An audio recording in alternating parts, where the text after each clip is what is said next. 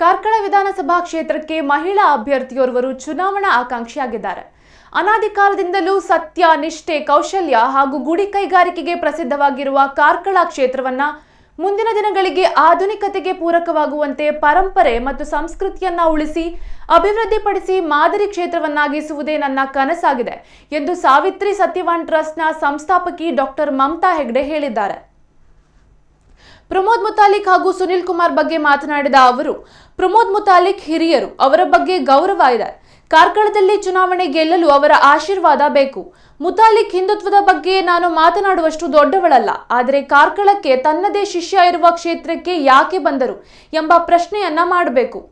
ತನ್ನದೇ ಶಿಷ್ಯ ಸುನಿಲ್ ಕುಮಾರ್ ವಿರುದ್ಧ ಭ್ರಷ್ಟಾಚಾರ ಆರೋಪ ಮಾಡಿದ್ದಾರೆ. ನಕಲಿ ಹಿಂದುತ್ವದ ಬಗ್ಗೆ, ಕಾರ್ಕಳದಲ್ಲಿ ನಡೆಯುತ್ತಿರುವ ಸರಣಿ ಗೋಕಳ್ಳತನದ ಬಗ್ಗೆ ಮುತಾಲಿಕ್ ಸುನಿಲ್ ಕುಮಾರ್ ಅವರನ್ನ ಪ್ರಶ್ನಿಸಿದ್ದಾರೆ. ಇದಕ್ಕೆ ಬಿಜೆಪಿಯವರ ಬೆಂಬಲ ಇದೆ ಎಂದು ಅವರೇ ಹೇಳುತ್ತಿರುವಾಗ ಬಹುಶಃ ಒಬ್ಬ ಗುರು ಶಿಷ್ಯನ ವಿರುದ್ಧ ಸುಮ್ಮನೆ ಆರೋಪ ಮಾಡುತ್ತಾರೆ. ಆದುದರಿಂದ ಎಲ್ಲಿ ಸಮಸ್ಯೆ ಇದೆ ಆ ಸಮಸ್ಯೆಯನ್ನ ಹೊರಗಿಟ್ಟು ಕೆಲಸ ಮಾಡಿದರೆ ಮುತಾಲಿಕ್ ಕೂಡ ನಮ್ಮೊಂದಿಗೆ ಬರುವುದರಲ್ಲಿ ಯಾವುದೇ ಅನುಮಾನವಿಲ್ಲ ಎಂದರು.